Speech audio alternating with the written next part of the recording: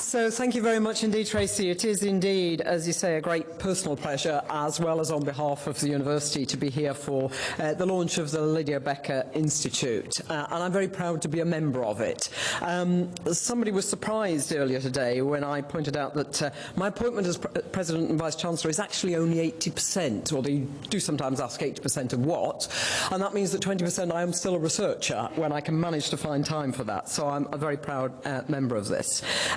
This has been a little while in developing, but I think it's extremely important in bringing together people across many different areas of the university and the partner hospitals. So this is something that I think covers both fundamental science, the fundamental processes of immune responses, of inflammation, but also, of course, leads into many diverse diseases, ranging from depression to lung disease to psoriasis to musculoskeletal diseases. And it's a key component of our Biomedical Research Centre. And when you look at the themes in the Biomedical Research Centre, whether it be cancer or musculoskeletal or skin, all are relevant to immunology and inflammation. Just a word for those of you who don't know, what does a university institute mean? Why do we have them? And we have a number of them now, and we've established them because of the increasing recognition of the importance of cross-disciplinary activity. In research, it's rare that you're in your own little discipline. Almost always you've got to work with people from outside your discipline, outside your school, even outside your faculty, and indeed many of the interactions will be across the university, and as I said, across the hospitals. So the institutes are aimed to bring together people from disparate parts, but with common interests and with perhaps newly found interests. And part of today is about meeting new friends, new collaborators, learning what others are doing, and establishing those collaborative links.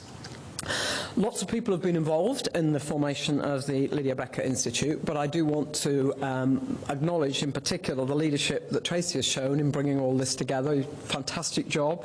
And to see so many people here. I was a bit worried because it was off-site and I thought you wouldn't all make it to what is no longer the Museum of Science and Industry, by the way. It's the Science and Industry Museum. I'm not quite sure why that change has happened, but anyway, we have to remember that. It's Sim, not Mosey anymore. So delighted that so many of you are here. And of course, launches are really important because they establish an institute and they bring people together, but it's the hard work that will follow that will be very, very important.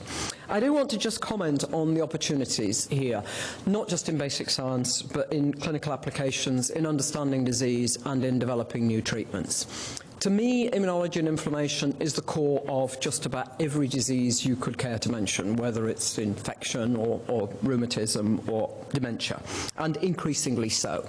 And Manchester has a very unusual opportunity because, as many of you know, through what's called DEVO-MANC, it's the only part of the country, probably the only part of Europe, where the health budget is devolved to the region, and therefore there's an opportunity to join up health and social care.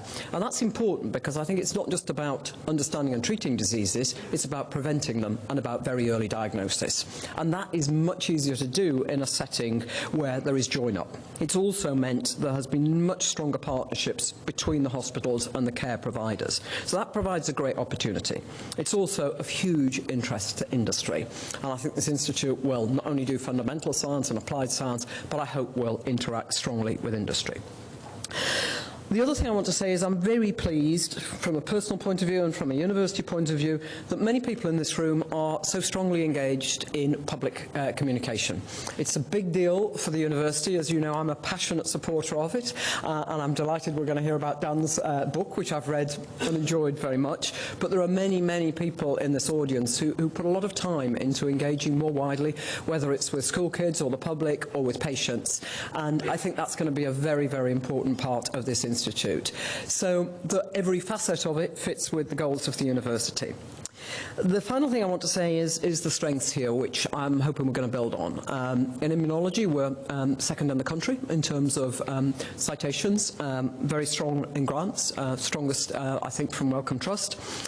But second, that means there's one place to go, and that's first. No pressure, Tracy, but hopefully from here we can bring together the strengths and get even better. So I'm delighted to be here. I'm sorry I won't be here all day. I'll be able to stay for the first couple of talks. I'm dashing to London to give a talk in London this afternoon, so on inflammation and immunology. So it is appropriate in a way. So I'll tell them about the Lydia Becker Institute and say they should watch out for it. So good luck with the Institute. I'm delighted to be part of it. Thank you.